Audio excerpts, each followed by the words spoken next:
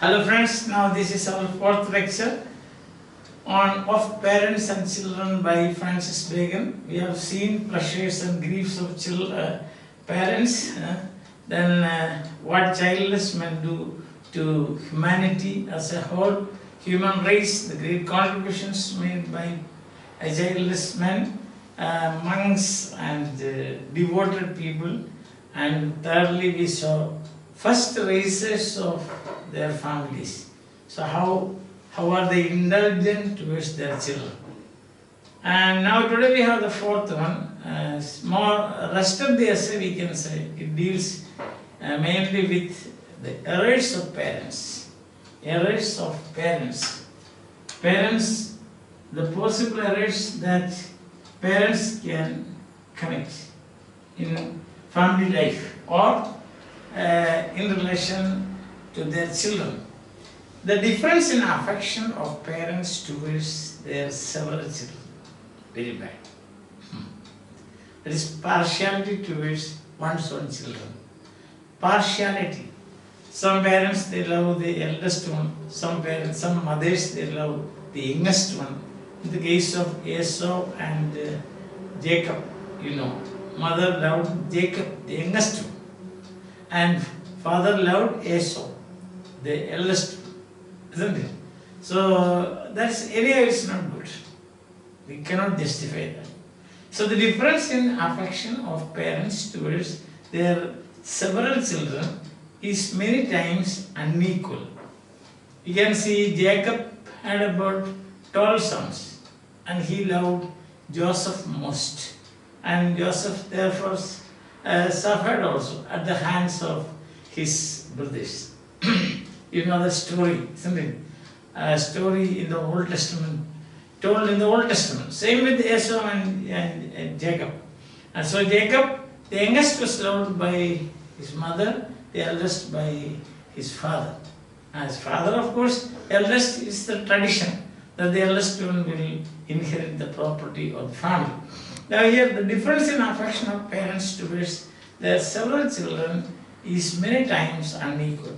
In the case of Francis Bacon also, Francis Bacon had 3 stepbrothers, 3 stepsisters, 1 brother Anthony, and then the youngest was Francis Bacon. Bacon was the youngest. Now, whether Sir Nicholas Bacon had greater love for the first 3 or the last 2, we do not know. Anyhow, Bacon had no chance of inheriting the property of his father because he was the youngest. That is the tradition in England. So the difference in affection of parents towards their several children is many times unequal and sometimes unworthy. So it is not at all worthy. He is against. So there is an error of, you can see one of the errors that parents can commit in the family. Especially in the mother, as Saloman said, a wise son rejoiceth the father. Rejoiceth means makes glad, makes the father glad, but an ungracious son shames the mother. Now very often people have asked the question like this: why father is rejoiced and mother is put to shame? No, it is the way of writing Hebrew poetry. Hebrew poetry, this is a quotation from Saloman. So Proverbs and Psalms, they are beautiful examples for beautiful Hebrew poetry. And in Hebrew poetry, one of the poetic devices that they use is parallelism. So instead of saying father includes mother also, and mother includes father also, means both parents, stands for both. When you say a wise son rejoices the father, means a wise son makes father and mother glad. But for the sake of parallelism, that's a parallelism. That is balancing. So if you say a wise man rejoices the parents, but an ungracious son shames the parents. Look at that. Actually, that is the meaning. But for the sake of style, and also as I told you, in Hebrew language, you have got many such stylistic devices. So paradox, for example, they very often use paradox. So in this case it is parallelism, balancing. So if we say, Solomon says, a wise man's son rejoiceth the father. That means the father and mother becomes happy if the sons and daughters. Son includes daughters also. So that's the point. The son includes daughters also. So the children, for example, the children are wise, they become illustrious people, famous father and mother they will rejoice. But an ungracious son or daughter, ungracious means children who bring shame upon the family. Children who bring shame upon the family. Not fame but shame. Say for example the prodigal son. There is an example. He is an ungracious son. Of course, toward the end of the story, he becomes a gracious son. And the eldest son becomes ungracious. Isn't it? Because when he heard music and feasting and so on, he was very sad. And his father had to do a lot of use diplomacy to bring him back to normal life. Normal relationship with the family. But an ungracious son means daughter also, includes daughter also, means a son who behaves in a bad way, a son who is not polite, a son who misbehaves, a son who is like a prodigal son, a son who does not obey his parents. See, that ungracious son shames the mother. Mother includes father also. So you can say parents, both the parents. A famous or a wise son is, for example, Solomon Solomon's parents rejoiced in him. Understand? Is a wise son, but an ungracious son or person who has got not an indecent person, not polite. All kinds of meanings we can attribute to that. Ungracious son shames the mother and also the father. Some people have doubt like this. Why father rejoices and mother is put to shame? No. Both equally both are affected. That's the meaning. Because when you see the device of parallelism used very often by writers of Hebrew poets, you will see that it includes both. This father includes mother and mother includes father. I think now that is clear. That's but I must say that one of the worst errors that parents can commit is this showing partiality towards their children. Same with the teachers also. Teachers also should not show any partiality towards their students. As you can see, famous students, they bring gladness and happiness to their teachers. When you say, when APJ Abdul Kalam says, while he was delivering a speech, I respect the so and so, giving the name and say that such great teachers, then what are the teachers who do this? But on the other hand, students who fail 10 times, 15 times, do nothing, they waste their time wandering here and there, they will bring shame to their teachers also.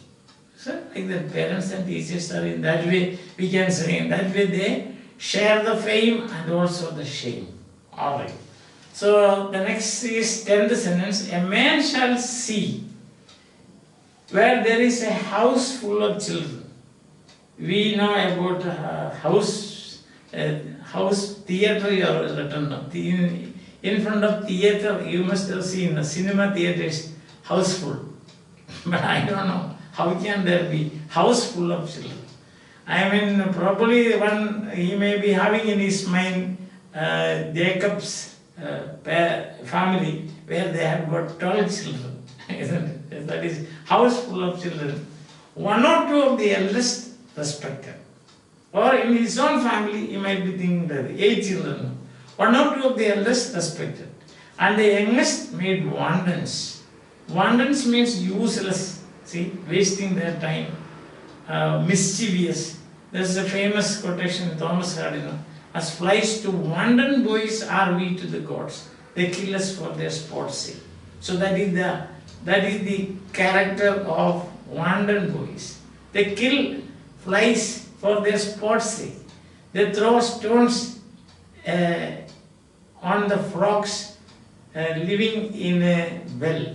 See, such kind of things they do. So wanton boys, wanton means they are useless, mischievous, creating all problems. You can see wanton boys, wanton students, they are regularly irregular and they don't bring the textbooks in the school, in the class. They don't take examinations in time. Very difficult to do their internal assessment and all those things we can see. So wantons, but in the midst, some that are as it were forgotten.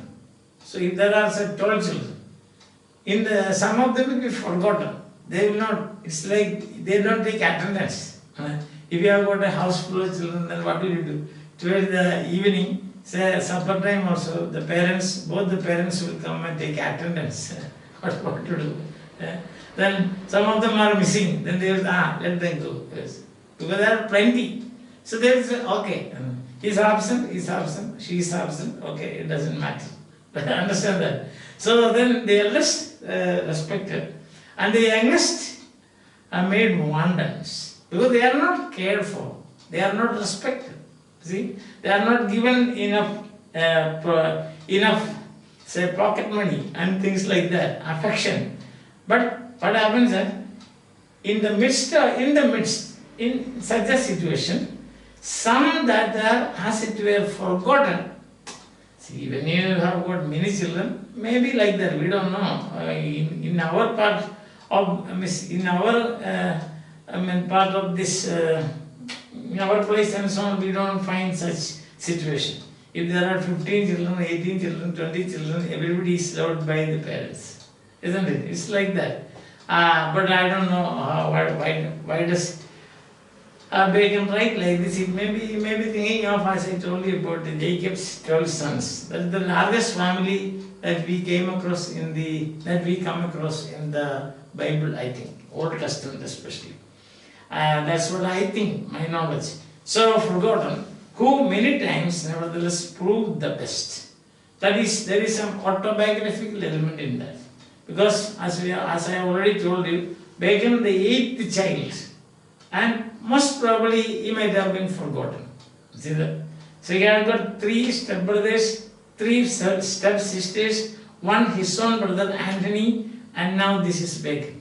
So now what happened? Probably Bacon might have been forgotten by his father and mother, parents both, because after all, the youngest one useless. But what happened is that all the others we have no idea even. We don't know even their names. We know only the name of his father. He was Sir Nicholas Bacon, and now we know about this Francis Bacon, Lord Francis Bacon. Isn't it? Viscount St. Albans. So, the keeper of the seal, great seal, the Lord Chancellor. So that's how we know about him. More than that, as the essayist and philosopher and a scientist. So the youngest one, that means I think that there is a ring of some autobiography in that, some element of some autobiographical element in that statement. You see, that is, sometimes they will prove the best. And in the case of Francis Bacon, he proved the best. That is it. Alright.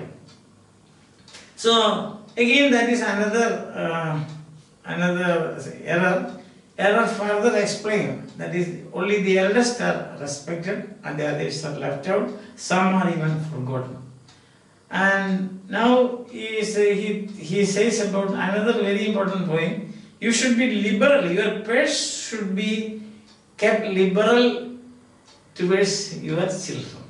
They should be provided properly. Otherwise, what will happen?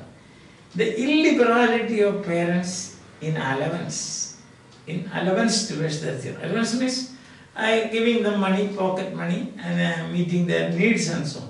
If you are illiberal, means stingy and miserly, said like Shylock, then what will happen? Jessica, when she eloped with Jessica and she eloped with Lorenzo, yes, she carried a lot of money. She stole a lot of ducats from her father's treasury. And that's why, when he is crying, shouting aloud and crying out of grief, he says, "My daughter, my ducats, my ducats, my daughter, my ducats." He's saying. That means he is so sad about that his daughter stole his ducats from his family. That is why, most probably because he was very stingy, miserly. He was not giving enough pocket money to her. Maybe because of that. So, the illiberality of parents in allowance towards their children is an harmful error. So, sentence 9, 10, 11, you can see, speaks about the harmful error of parents. You can underline that part, harmful error. Makes them base. Base means they become mean. They become mean. Low standard. So, base, low standard people. And they get themselves acquainted with shifts, means street people, sort with the mean company, low standard company. They move in low standard company and makes them surfeit, means excess. Surfeit means having no boundary. See that they spend too much. There's no limit, no restriction, and makes them surfeit when they come to plenty. It happens like that. Suppose you don't give pocket money to your children, your sons and daughters when they are studying, and when they get a job and they get plenty of money, what will happen? They will become so lavish. So surfeit means lavish. Lavish with friends, lavish with their spending habits and so on. So the best thing that you have to do is give enough money, enough allowance. Allowance means enough money to your children when they are young, when they are students, when they are seeking for a job and so on. They should be also taught how to spend their money in a proper way. Therefore, what happens when they earn themselves, they will also keep that. They will be in a way balanced in their spending. Otherwise, what happens? When you have been starving for years, then suddenly you are getting money, then you will have the tendency to spend too much. So much lavish spending. And as a result of this, what will happen? You will soon become poor as the prodigal son, and you will have to return to your father again begging for money. So the illiberality of parents, that is another harmful error in allowance towards their children, is an harmful error. Makes them big. So what are the consequences of not giving proper allowance to your children? They become mean, means of low standard. Then acquaints them with the shifts. Shifts means, these people who are wandering here and there, and they don't know, they don't have good company. Hey, if you want to have good company, you should have a good purse, isn't it? They sort with mean company. They move in low standard people, and then makes them surfeit when they come to plenty. That's the thing. So they become very lavish when they start earning, and therefore the proof is best when keep their authority. The parents should keep their authority towards their children. You can keep you can direct them, you can guide them, you can advise them and so on. But at the same time, he says, but not their purse. Not their purse means you should be liberal. Not too liberal that way, but needs of your children should be met. That is the moral responsibility of the parents. The moral responsibility of the parents to see that their decent needs are met. So you can keep your authority over them, and don't be too stingy, don't be too miserly, but be gracious towards them as well as in giving allowance, then they will also be in a position to lead a life of moderation. Spending also a life of moderation. Understand? So sentence 9, 10, 11, 12 and the 12th one is a remedy, but 9, 10 and 11 they deal mainly with the harmful errors of parents. One is difference in affection, showing partiality. And then second is respecting only the eldest one and abandoning the youngest one. But there is a scope, as Bacon says. In my own case, maybe in Bacon's own case, he says, I was the youngest, but history tells that I am the best. This is what Bacon says. And then his financial dealings with your children, you should be liberal. You can keep your authority over them, but don't be too stingy with your purse. Don't be too miserly. If you are miserly and stingy, your children will move with bad company. See, they will move with bad company. They will become of low quality people, low grade people.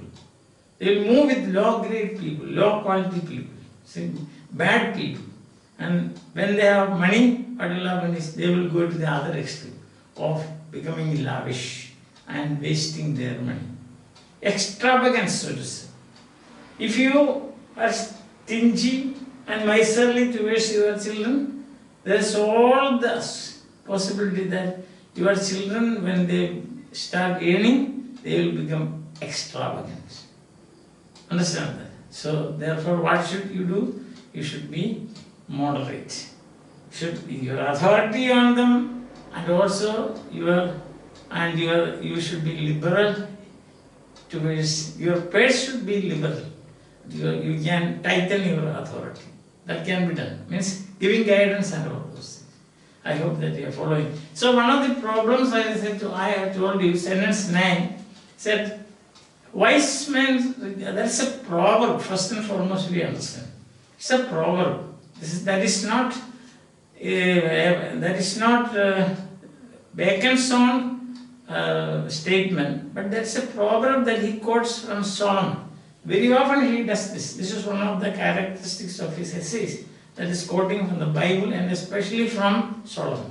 So when you say father, it includes mother also. It means both parents. So you can rewrite that sentence like this. Of course, then what happens is that style will disappear. That is, a wise son rejoices the parents, but an ungracious son shames the parents. That's the meaning. At least that's what I think. Hope that you have understood, you are following, and so we will see again till we meet.